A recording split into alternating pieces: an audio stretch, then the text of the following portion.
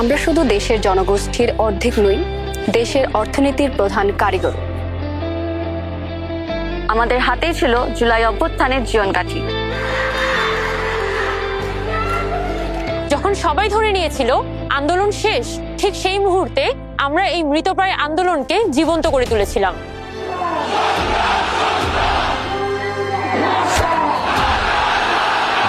আমরা হাটে, মাঠে, বাটে, আমরা চিকিৎসায়, আমরা দেশের লড়াইয়ে কাঁধে কাঁধ মিলিয়ে সামনে দাঁড়াই।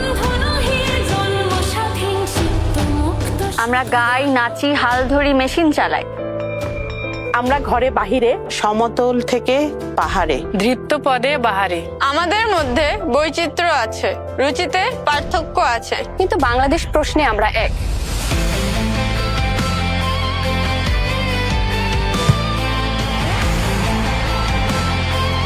আমরা এক হয়ে ঠিক করব কেমন বাংলাদেশ চাই। এবারের ভোট কিন্তু দুটো। একটা হলো পার্লামেন্টে কারা যাবে সেটা নির্ধারণের, দ্বিতীয়টা অর্থাৎ গণভোট হলো ভবিষ্যতের বাংলাদেশ কেমন চাই সেটা নির্ধারণে।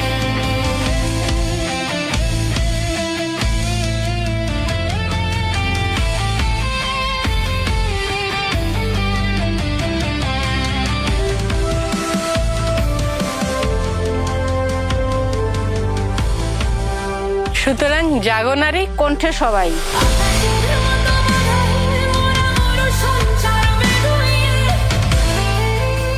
দেশের চাবি আমাদের হাতে। দেশের চাবি আমাদের হাতে। দেশের চাবি আমাদের হাতে। দেশের চাবি আমাদের হাতেই।